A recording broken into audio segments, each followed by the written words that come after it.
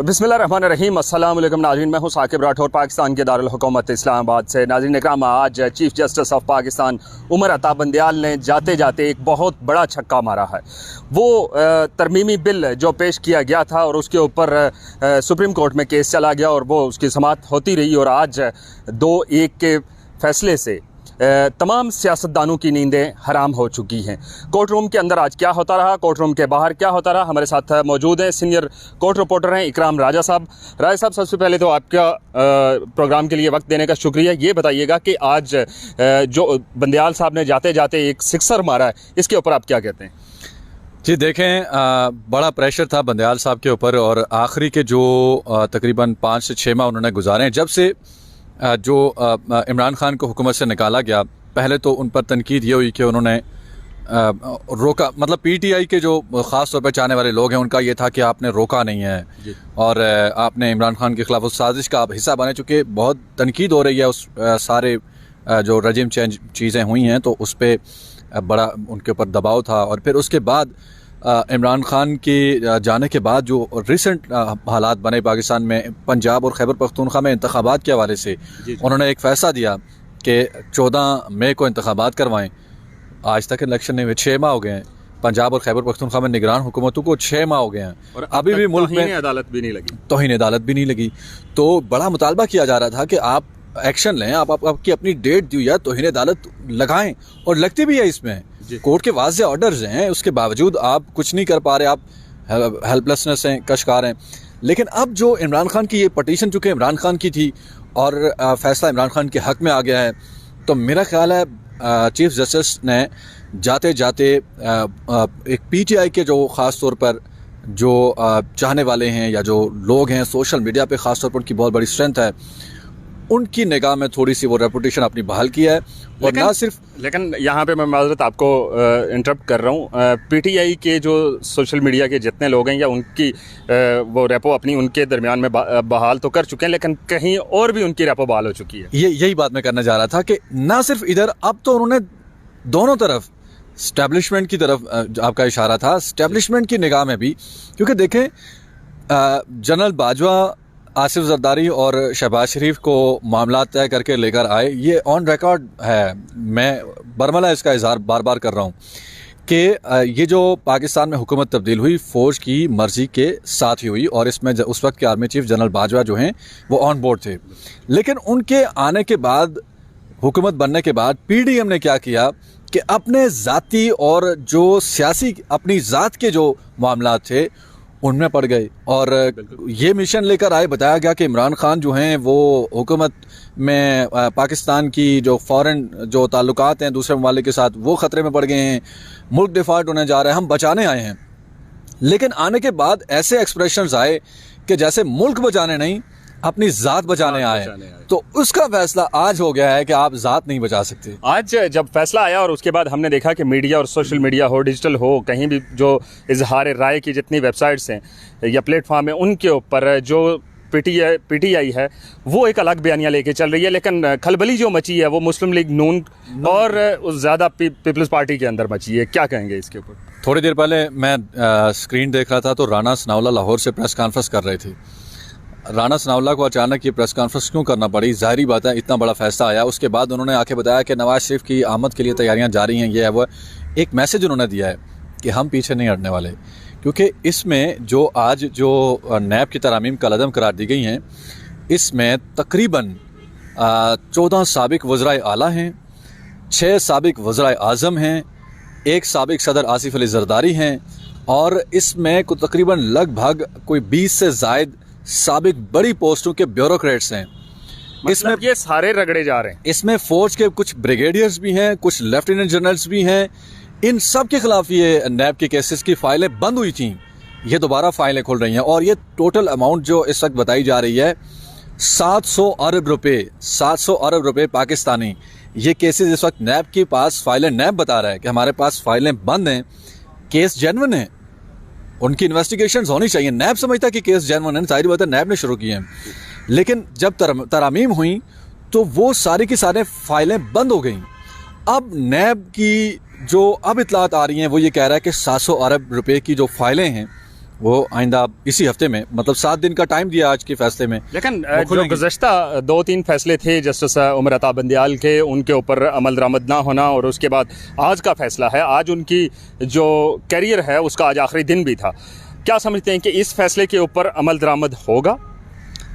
इस फैसले के ऊपर तो उन्होंने 7 दिन दिए हैं ना, हो सकता है कल सुबह ही अमल दरामद शुरू हो जाए। बल्कि आप जब हम बात कर रहे हैं तो नैब फाइलें खंगाल रहा होगा, अमल दरामद होगा। अमल दरामद हर उस फैसले के ऊपर होता है जहां पर हमारी जो स्टेट के कुछ इंस्टीट्यूशंस हैं उनको वो फेवर कर रहे हों। इंतखाबात के मामले के ऊपर जो हमारे रियासती इदारे थे वो डिसीजन उनके लिए अच्छा नहीं था, बल्कि वो नाराज़ थे उसके ऊपर चीफ जस्टिस से। लेकिन आज मेरा ख्याल है सारी नाराज़गियाँ जो हैं वो ख़त्म हो गई होंगी। जाते जाते सर्फ एक्सल से धुल गया सारा कुछ है। लेकिन अब आते हैं, ये फैसला तो हो चुका या सारी बातें हो चुकी इससे पहले की, क्योंकि आज चीफ जस्टिस ऑफ पाकिस्तान का आज आखिरी दिन था। लेकिन कल से काजी साहब चार्ज संभालेंगे। क्या ये काजी साहब के लिए मुश्किल नहीं होगा, क्योंकि अगले 4 महीने जो हैं वो बहुत मुश्किल आए? इसमें यह भी बताया जा रहा है कि जो सुप्रीम कोर्ट जो प्रैक्टिस एंड प्रोसीजर बिल था, जो कि अभी तक उसके ऊपर कोई फैसला नहीं हो पाया, और जो सुप्रीम कोर्ट का जो चीफ जस्टिस और उनके साथी जो जजेस, जिनको हम ख्याल जजेस कहा जाता है, उनका एक व्यू पॉइंट है, वो इसको नहीं मानते।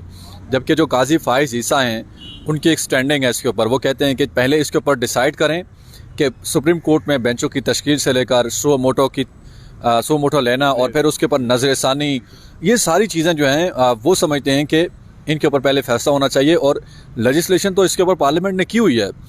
अब काजी साहब आ रहे हैं तो उनका सबसे पहला इम्तिहान जो 2-3 चीज़ों के ऊपर होने वाला है, उनमें से जो आपका इशारा है वो बिल्कुल ये काजी साहब की तरफ इशारा है कि काजी साहब फंस चुके हैं कि उन्होंने फैसला करना है। एक तो सुप्रीम कोर्ट प्रोसीजर एक्ट जो है उसका, दूसरा 90 दिनों में आम इंतखाबात के इनेकाद का। देखें, काजी साहब तो उनकी ज़िंदगी, उनके बारे में कहा जाता है जो लोग उनके करीब रहते हैं वो जहाँ बैठते हैं वो बात करते हैं, जिस तरह तबलीग वाले वो बात में अल्लाह और अल्लाह के रसूल के तरफ बात करते हैं कि अल्लाह का हुक्म ये है, और कोई बात नहीं करते। काजी साहब जब भी बात करते हैं आइन की बात करते हैं। और ऐसा शख्स जो अपनी हर गुफ्तगू में, अपनी हर बैठक में आइन की बात करता हो, उसके सामने जब 90 रोज़ में इंतखाबात के इनेकाद का सवाल आएगा और ये पटिशन जो है वो आने वाली है, लगेगी, तो काजी साहब को के लिए ये बड़ा मुश्किल फ़ैसला होगा। क्योंकि ये जो आज हम बात कर रहे हैं कि बंदियाल साहब का ये जो फ़ैसला है, ये रियासती इदारों के लिए अच्छा है, वो इसको दुरुस्त समझ रहे होंगे और इसके ऊपर अमल दरामद करवाएंगे। लेकिन जो फैसला काजी साहब देने वाले हैं वो आइन और कानून के हवाले से 90 रोज़ में इंतखाबात का जो ऑर्डर अगर वो देते हैं, तो यहाँ पे भी रियासती इदारों के लिए इम्तिहान होगा, काजी साहब के लिए भी। काजी साहब के लिए भी इम्तिहान है और रियासती इदारों के लिए भी इम्तिहान रोज़ बरोज़। लेकिन सबसे बड़ा इम्तिहान जो इस वक्त है पाकिस्तानी कौम भुगत रही है, जो पेपर तो उसके सामने आ चुका है लेकिन वो पेपर हल करने में बड़ी उसको मुश्किल पेश आ रही है, वो है महंगाई। अब क्या समझते हैं कि इस तरह से जो अदालती फ़ैसले आएंगे या आइन के मुताबिक फ़ैसले आएंगे, पाकिस्तान की माशी सूरत हाल के ऊपर भी इसका कुछ असर पड़ेगा? देखें जी, जो अदालतों की रोज़मर्रा की कार्रवाइयाँ हैं वो एक तरफ होती हैं, लेकिन उनके इम्पैक्ट, बहरहाल आप बिल्कुल ठीक कह रहे हैं कि उनका इम्पैक्ट पड़ता है। ये जो नैब तरामीम थी, इनको करने का एक जो स्पिरिट था पीछे PDM हुकूमत के बकौल, क्योंकि हमारी वज़रा के साथ बैठकें होती थी, पार्लियामेंट में बात करते थे, और जो एक गिला था सियासतदानों का कि जब मर्ज़ी हमें नाअहल किया जाता है, हमारी को कमज़ोरी ढूंढी जाती है कि पूछा जाता है कि जी ये पैसे कहाँ से आए, आमदन से ज़ायद में डाल दो। इसहाक डार सबसे ज़्यादा इसके मुतासिर रिसेंट पास्ट में हुए, नवाज़ शरीफ हुए, और हमज़ा शहबाज और शहबाज शरीफ हुए, आसिफ अली जरदारी से पूछा गया। तो इन्होंने नैब जो तरमीम की थी उसमें एक सबसे बड़ी तरमीम ये थी कि जब सियासतदानों के ऊपर, इनके ऊपर, सियासतदानी मतलब कोई भी, लेकिन ज़ाहिर बात है मेन मुद्दा उनका अपना था, जब भी नैब ये केस बनाएगा आमदन से ज़ायद एहसासों का, तो नैब को साबित करना है बारे सबूत। यानी कि मैं कह रहा हूँ कि साकिब राठौर साहब ने करप्शन किया है, तो साकिब राठौर साहब ने साबित नहीं करना, साबित इकराम ने करना है। ये एक तरमीम। और ये मेरा ख्याल है इसमें कुछ चीज़ें बेहतर भी थी कि होना भी ऐसे ही चाहिए कि एलिगेशन लगाने वाले को साबित करना चाहिए, लेकिन कुछ चीज़ें प्ली बार्गेन ख़ास तौर पे एक, और इसी तरह जो थी बारे सबूत से हटके एक और तरमीम थी, मेरे जहन में अभी नहीं आ रही, एक दो और तरमीम थी जो कि बड़ी उसमें डायरेक्ट, हाँ उसमें कुछ चीज़ें पॉजिटिव थी लेकिन कुछ चीज़ें सियासी नौयत की थी जिसमें नैब के हाथ उन्होंने बांध दिए थे। तो जो PDM की हुकूमत थी उनका ये कहना था कि हम सियासी इंजीनियरिंग का रास्ता बंद कर रहे हैं। लेकिन आज का ये जो फैसला है, ये मेरा ख्याल है कि सियासी इंजीनियरिंग को खोल भी सकता है दोबारा से। लेकिन जो ये भी एक पाकिस्तान में अलमिया है कि मसलन इमरान नैब तरामीम तो हो गई थी, लेकिन इमरान खान तो मामूली से घड़ी के एक मुकदमे में जेल में कैद हैं। तो इस्टेब्लिशमेंट के लिए ये भी एक राय है, मतलब कि इस फैसले का इस्टेब्लिशमेंट को कोई ख़ास ज़रूरत भी नहीं थी। वो तो जब चाहें वो तो 5 रुपए के केस में भी आपको अंदर कर सकते हैं। बिल्कुल ऐसे ही। वो अतादारड ने यहाँ पे प्रेस कॉन्फ्रेंस की थी, उन्होंने कहा था मुझ पे टूटी चोरी का कोई पर्चा डाल दिया था। तो मतलब इस तरह के पर्चे भी होते रहे माजी में। आज तक के लिए जो भी कोर्ट प्रोसीडिंग थी और उसमें जस्टिस जो जिन्होंने इख्तलाफी नोट लिखा, वो अभी तफसीली फ़ैसला कुछ देर बाद आएगा। लेकिन जो समाअत के दौरान ये कहा गया कि ये इख्तलाफी नोट इनका है, जस्टिस मंसूर अली शाह का, वो इख्तलाफी नोट क्या था? देखें, वो इख्तलाफी नोट यह है कि मंसूर अली शाह समझते हैं, उनकी स्टैंडिंग शुरू से ही जब वो समाअत हो रही थी तो ये काफ़ी समाअतें चलती रहीं, तो दौरान समाअत ही उन्होंने कहा था कि मैं समझता हूँ कि इसको हमें पार्लियामेंट को वापस भेजना चाहिए, क्योंकि एक चीज़ है अदलिया जुडिशरी और एक चीज़ है पार्लियामेंट, और पार्लियामेंट ने मुल्क को डायरेक्शन देनी है और लेजिस्लेशन करनी है। और ये जो नैब तरामीम हैं ये पार्लियामेंट ने की हैं, तो हमें पार्लियामेंट को वीटो देना चाहिए और ये मामला दोबारा हमें छोड़ देना चाहिए। अब आगे इलेक्शन आ रहे हैं, इलेक्शन के बाद एक नई पार्लियामेंट आएगी, तो मंसूर अली शाह ने ये कहा है उसमें कि नई जो पार्लियामान आएगी उसके हवाले कर देते हैं, वो अगर बेहतर समझती है तो ठीक है। एक तरह से ये भी देखा जा सकता है, और इसको मैं जितना समझ रहा हूँ मंसूर अली शाह साहब का जो उस पर इख्तलाफी नोट था कि वो पार्लियामेंट को भी स्ट्रेंथन करना चाह रहे थे और साथ में अदलिया का वकार भी बहाल रखना चाह रहे थे। ये साकिब, ये बहुत बड़ी डिबेट चल रही है। बहुत सारे जो जजेस हैं, वकला हैं, सहाफ़ी हैं, सियासतदान हैं,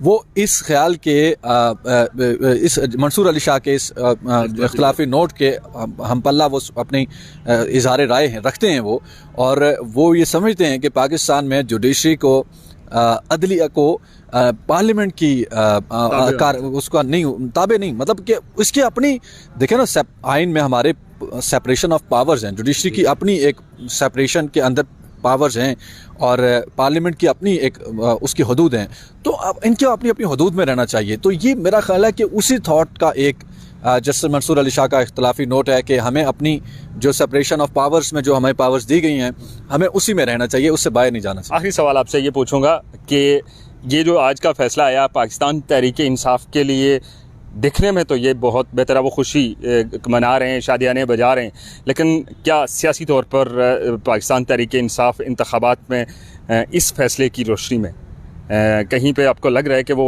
इंडिपेंडेंटली या कहीं वो बयानिया अपना जो उनका है उसको लेकर इंतखाबात में को कामयाबी, बड़ी कामयाबी हासिल कर सकती है, या फिर कहीं वही जो एक दौर में मुस्लिम लीग नून के साथ हुआ, 16-17 उनको नशिस्तें दे दी गई और फिर जिंदा रखा गया सिर्फ, क्या ऐसा ही होगा? देखें, पीटीआई का बयानिया क्या था जब से आई है पीटीआई अभी तक, पीटीआई का एक ही बयानिया है जो पॉपुलर हुआ है, वो है करप्शन के ख़िलाफ़ इमरान खान बोलते हैं, दूसरों को चोर कहते हैं, डाकू कहते हैं।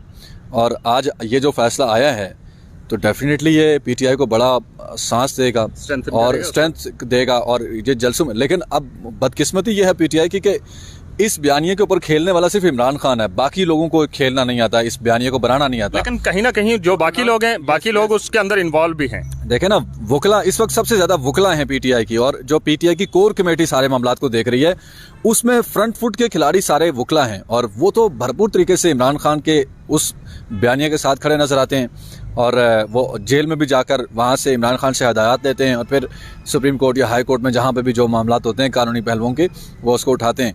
तो आपका बिल्कुल ये सही निशानदेही है कि पीटीआई इसको भरपूर खेलेगी, इसके ऊपर बयानिया बनाएगी। हाँ, लेकिन पीटीआई को सबसे पहले जो काम करना है वो ये करना है कि पहले जो स्पेस है, जो सियासी स्पेस है, सियासी जिसको लेवल प्लेइंग फील्ड कहा जाता है, वो हासिल करनी है, और उसके लिए अभी तक को स्पेस नजर नहीं आ रही। हमें तो ऐसा लग रहा है कि कुछ ऐसी चीज़ें हुई जिनमें इमरान खान जेल के अंदर हैं, लेकिन बहुत सारी मुलाकातें भी हुई, कुछ ऑफ द रिकॉर्ड हुई, कुछ ऑन द रिकॉर्ड हुई, वकला के अलावा बड़े लोग मिले उनको, लेकिन उनको लेवल प्लेइंग फील्ड अगर 100% ना दी गई तो 50% तक लाजमी उनको दी जाएगी, क्योंकि मुस्लिम लीग नून भी आज जावेद लतीफ़ की प्रेस कॉन्फ्रेंस के बाद उन्होंने मुतालबा किया कि हमें लेवल प्लेइंग फील्ड दी जाए। दूसरी जानब पाकिस्तान पीपल्स पार्टी इस वक्त कह रही है हमें दीवार के साथ लगाया जा रहा है। ये कुछ ऐसा लग रहा है कि किसी भी जमात को लेवल प्लेइंग फील्ड फुली नहीं दी जाएगी। इसमें यह है कि जो एस्टेब्लिशमेंट है उनकी ख्वाहिश इस वक्त करंट, क्योंकि इस्टेब्लिशमेंट की भी जो वर्किंग है वो न जाने कब कहीं मुड़ जाए, यू टर्न उसमें आ जाए, लेकिन अभी तक जो उनकी ख्वाहिश है वो यही है कि जो कुछ बनाया जा रहा है मसीहा के तौर पर नवाज़ शरीफ को, इस वक्त इस्टेब्लिशमेंट के लिए जरदारी इमरान मसला नहीं है, इस वक्त नवाज़ शरीफ है। और नवाज़ शरीफ को जिस तरह से वो 21 तारीख को वो तैयारियां की जा रही हैं, ये सारी आज के इस फैसले के बाद थोड़ा सा सेटबैक नून लीग को लगा होगा। अब प्लेटलेट्स गिरने का भी इम्कान, अब प्लेटलेट्स गिरने का इम्कान है, और अगर वो आ भी गए तो मुझे लगता है कि स्टैब्लिशमेंट उनको वो स्पेस नहीं देगी जो नवाज शरीफ चाह रहे हैं, हाँ, या वो जो चाह रहे हैं। और दूसरी जानिब इमरान खान मुझे लगता है कि इलेक्शन तक शायद जमानत लेने में कामयाब हो जाएं, और अगर इमरान खान जमानत लेकर बाहर आ गए तो आप सोच सकते हैं कि उसके नताइज क्या होंगे। बहुत शुक्रिया आपके वक्त देने का, यकीनन आपका वक्त आज बहुत कीमती था। नाज़रीन, आज आपने ये देखा कि सुप्रीम कोर्ट बंदियाल का छक्का बाउंड्री क्रॉस कर चुका है। 700 अरब से ज़ायद के जो असाजात हैं, जो करप्शन के केसेस हैं, वो खुलने वाले हैं, और नैब में भी सुबह से शुरू कर दे, लेकिन नैब को फुली इख्तियार दे दिया गया है। अब देखना ये है कि क्या नैब पावरफुल रहेगी या नहीं रहेगी, लेकिन आने वाले दिनों में बहुत सारी चीज़ें वाज़ेह हो जाएंगी। जो भी अपडेट होगी आपके साथ शेयर करते रहेंगे। तब तक दीजिए इजाज़त, अल्लाह हाफ़िज़।